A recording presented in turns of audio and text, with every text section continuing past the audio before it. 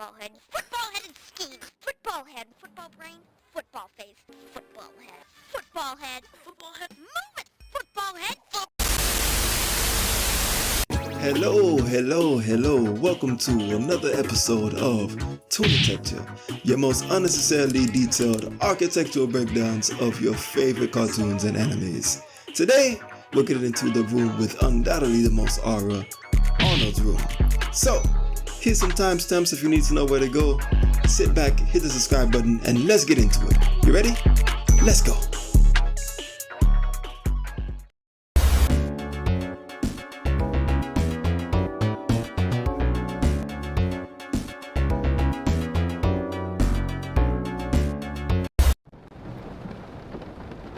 This is Arnold's room. Even though we've never set foot in his room, it's one of those places where somehow we know every square foot. The moment we catch even the smallest glimpse of it, we know exactly where we are. Yes, this is nostalgia. But what really makes Arnold's room so popular is there's something deeper. It has a design legibility. Where most cartoon rooms and backgrounds exist purely just as backdrops, Arnold's room feels more like a place with a design concept, a design logic. It has atmosphere. It is designed not just around a glass roof, but a view of the city, a sound of the rain, and the act of observation itself. And that's why it's worth talking about. So today, we're going to look at the design of Arnold's room. Its architectural history, its architectural parallels, its poetry, and everything in between. Alright, let's get into it. Anu Ali. But first, we have to talk about Bohemianism. To understand Arnold, and by extension his room, you have to understand Bohemianism. And here's the important thing to understand. Bohemianism is not a visual style, neither is it an architectural style, but it's the idea of responding to given constraints. Historically, Bohemian spaces appear in leftover spaces, attics, lofts, rooftops, industrial buildings turned into homes, spaces that were never meant to be lived in or be in a restaurant or anything that their purpose is, but were adapted anyway. Architecturally, we've seen this again and again. We think about Le Corbusier's rooftop studio in the 1930s, one of the most influential architects of all time, choosing to live and work in a repurposed space above the city. We fast forward to the post-World War II era across New York, Chicago, California, Europe. Old factories and warehouses were converted into lofts or office buildings or anything that they could see fit, with exposed beams, visible pipes, secure structure, but it's left honest. And yet, even with these limited means, people still carved out small luxuries. Today, one of the primary ways we see Bohemianism enact is we look at our rough economy. The Bohemianism shows up as the people choosing to live in their vans, cars, and mobile homes where they find comfort and identity in these small, constrained conditions, yet they turn it into their own private luxuries. Arnold matters because he embraces his origins. Nothing is hidden. The ladder is exposed, the pipes are visible. The space doesn't pretend to be something that it isn't. We know it's an attic. But the show, the character, and his room are all reflections of the idea of Bohemianism. Let's move on. Hit it. Arnold's room, Arnold's residence, exists in a fictional city called Hillwood. It's heavily inspired by the northeastern urban architecture, Brooklyn, Chicago, New York, New Jersey, dense cities where buildings accumulate layers over time, where architecture is often reused, adapted, and repurposed. And this, Arnold lives in the Sunset Arms boarding house. Run by his grandparents, it functions like a carved-up brownstone or a walk-up building. Shared spaces, long hallways, a rotating cast of tenants, and architecturally this matters because Arnold doesn't live in the main floor. In fact, he lives above everything else, specifically an attic. Attics are residual spaces. They're not designed rooms, they're the byproduct of roof geometry, sloped ceilings, awkward proportions, spaces usually meant for storage. And yet, it's in these leftover geometries that you find the most architectural richness. In terms of scale, Arnold's room is relatively tiny, roughly 7 by 10 feet, barely livable by conventional standards, and yet it feels expansive. Architecturally, this is achieved through a few key moves. Firstly, there are no interior partitions. In a space this small, walls only fragment it further.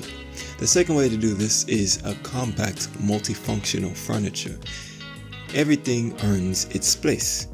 Nothing is useless. Everything has a place to be and is put in the most efficient part possible. In section, the room opens up upward instead of outward. Looking up becomes an escape, an invitation to observe the city. The glass roof is where the poetry of Arnold's character overlaps with the architectural design.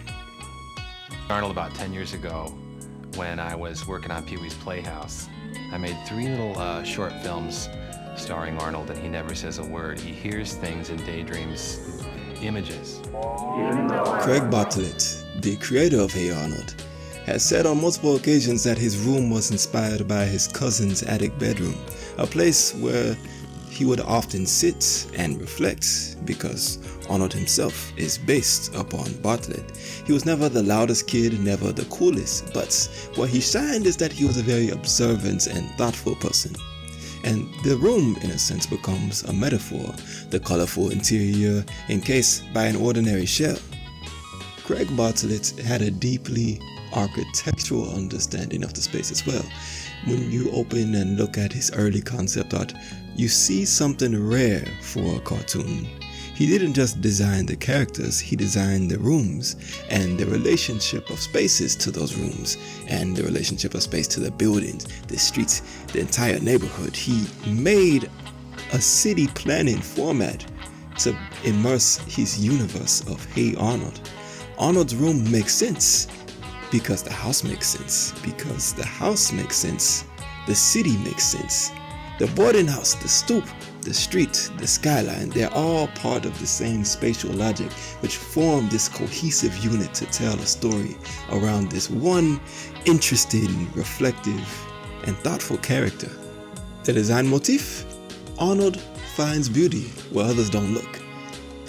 But hold on to that, because one of the most fascinating parts about this thing is how closely it aligns with Japanese architecture, especially post-1980s architects like Toyo Ito, Tadao Ando, Su Fujimoto. They spent decades exploring how small, efficient spaces can feel expansive through using the light, the proportions, and the restraint, where concrete walls pierced by light, thin boundaries between the inside and outside, spaces designed for reflection.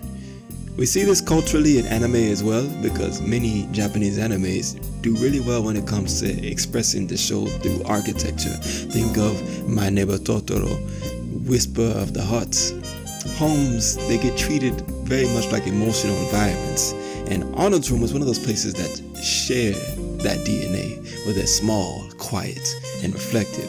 They're designed just as much for observation, not just display. However, where Arnold's room diverges, and diverges very strongly, is when you get to the interior. Because Arnold's room is very much unmistakably 1990s Americana. Bold colors, patterned carpets, lots of visual noise. Think of the confetti car seats that you've seen in the late 90s and early 2000s, or something like the original logo of the Toyota Supra. The loud interiors, things like early IKEA designs, and you compare that to today as we've evolved, it really feels very refreshing, because today we have the neutral palettes, flat logos, hyper efficient systems. Everything is very much post-Apple minimalism, and a lot of that is taste as we've developed as a society, and some of it is economics. But Arnold's room reminds us of a time where we were allowed to be expressive, where expression was the design philosophy, the cultural design of that time. It was imperfect, but it felt so human, and that was something that we were very much celebrating in the early 1990s. Arnold's room is rich in that the room itself becomes a character. You see this very much with Kids Next Door, their treehouse, Teen Titans, their tower, the anime interiors. Arnold's room becomes something that belongs in that category. Is the room perfect? No. And by many standards, this thing would never pass building code. It wastes energy. But it's human. And that's why we remember it, because it reminds us that architecture, just like life, it doesn't have to be perfect to be meaningful. And sometimes it's about finding the luxury in the small things. Stay sketchy. Peace.